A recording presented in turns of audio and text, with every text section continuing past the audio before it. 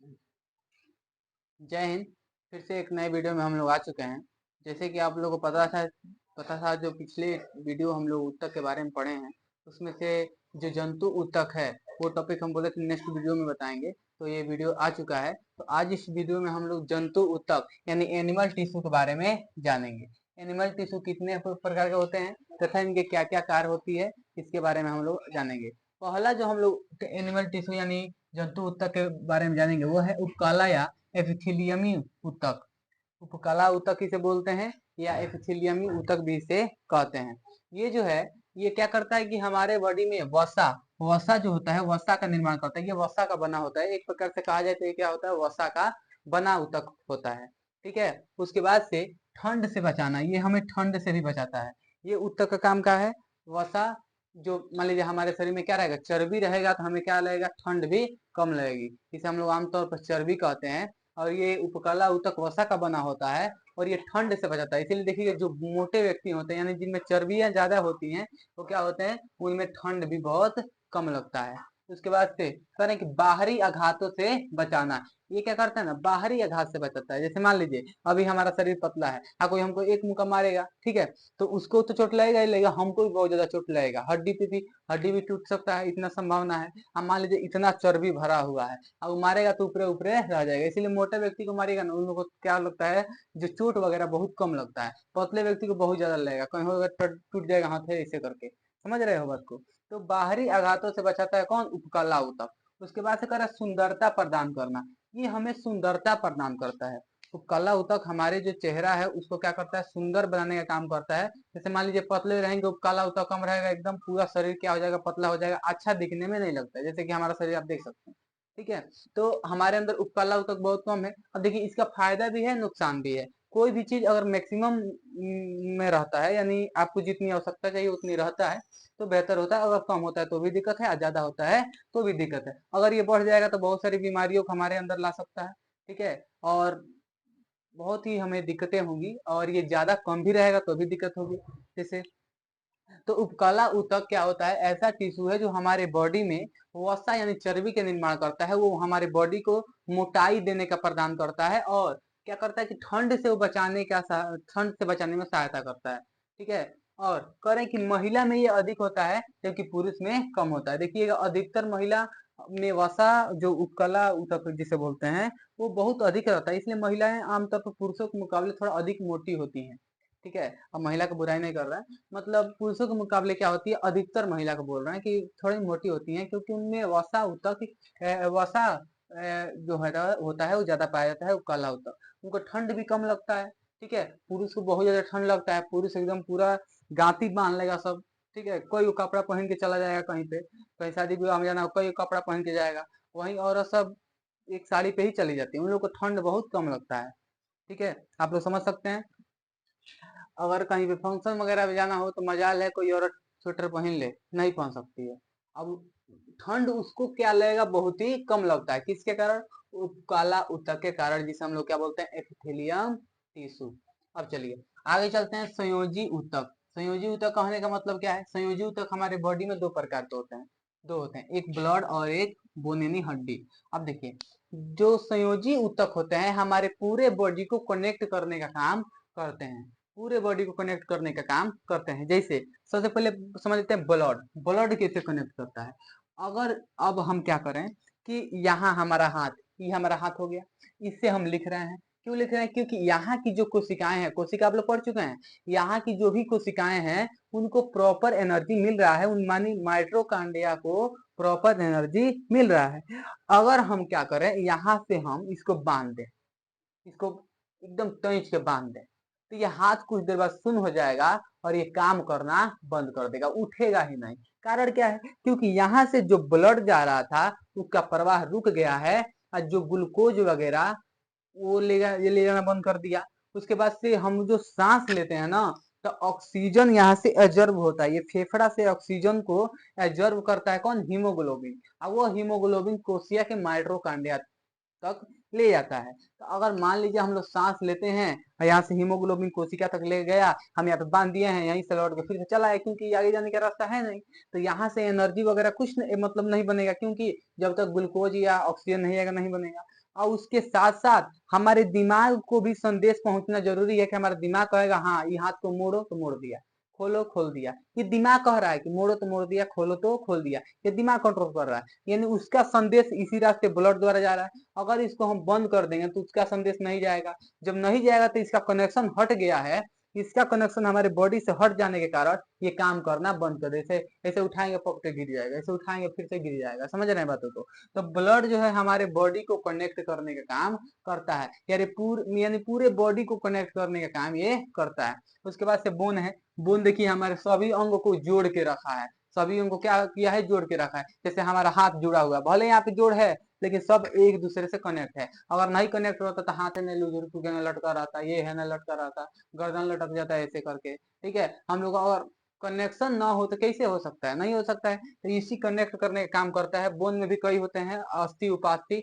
अस्थि जो हम लोग का मेन हड्डी, और उपास्थि यहाँ पे देखिएगा एक व्हाइट का टाइप का होता है, थोड़ा नरम होता है हड्डी के मुकाबले। जैसे हम लोग चिकन वगैरह खाते हैं उसके ऊपरी परत वैसे दवा खाते हैं, वो उपास्थि होता है, वो भी काम करता है। ठीक है, तो संयोजी ऊतक, अब क्वेश्चन पूछता है कि संयोजी ऊतक कितने प्रकार के होते हैं? तो तरल संयोजी ऊतक होते हैं। तरल संयोजी ऊतक क्या है? ब्लड है, याद रखिएगा। हमेशा पूछेगा तरल संयोजी ऊतक क्या है, तो ब्लड। तरल यानी क्या होता है? लिक्विड। लिक्विड यानी पानी की तरह, समझ रहे हैं? पानी जैसा होता है। अब ब्लड क्या है? लिक्विड है। जैसे काटेंगे तो यहाँ से ब्लड बहेगा ना जी, ऐसा नहीं कि एकदम ढेला की तरह निकलेगा, नहीं निकलेगा। पहले पानी की तरह बहेगा, बाद में जाके थ्रोम्बोसाइट उससे रिएक्शन करके उसको बंद कर देता है। ठीक है, तो संयोजी ऊतक हम लोग किसे कहेंगे?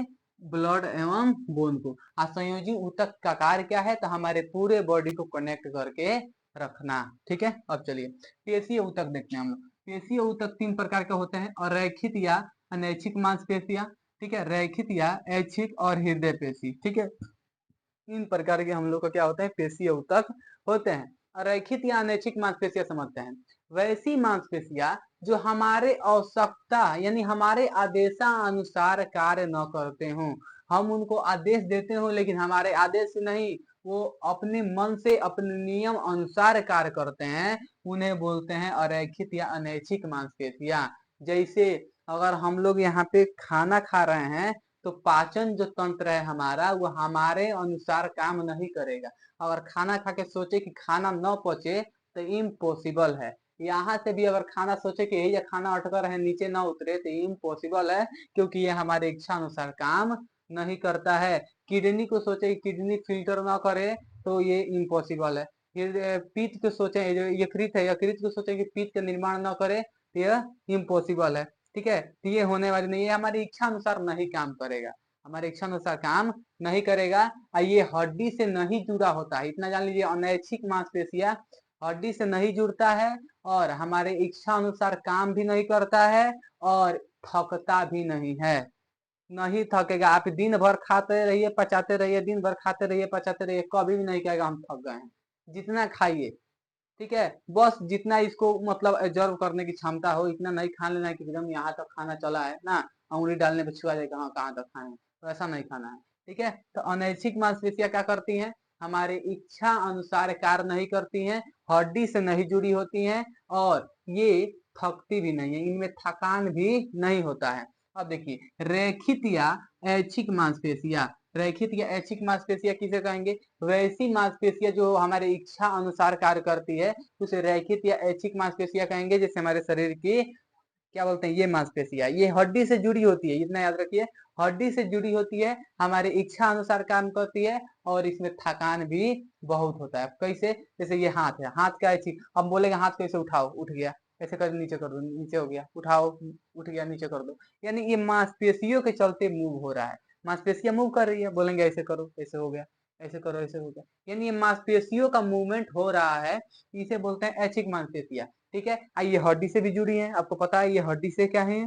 जुड़ी है। उसके बाद से ये इनमें थकान हो जाता है। हाथ को बोलेंगे काम करो, ऐसे उठैले रहो, 10 मिनट तक घुसा देंगे, हाथ पाथ दर्द करने लगेगा। बोलेंगे काम करो, धक्का खींच लो 10 को, मतलब क्या बोलते हैं इसे, आम से बोलते हैं, इसको खींच लो ऐसे करके, तो बस क्या होगा, हाथ एकदम थक जाएगा। बोलेंगे 5 किलो सामान ऐसे लेके टंगले रहो, हाथ डूब जाएगा, कहीं अरे भाई उतारिए, नहीं होता है। तो ये क्या हो जाएगा, ये थक जाता है कुछ समय बाद। लेकिन ऐच्छिक मांसपेशियां नहीं थकती हैं, सॉरी अनैच्छिक मांसपेशियां नहीं थकती हैं, ऐच्छिक मांसपेशियां थक जाती हैं। ठीक है, अब इसको पहचानने का तरीका, सबसे पहले ऐच्छिक मांसपेशियां पहचानेंगे।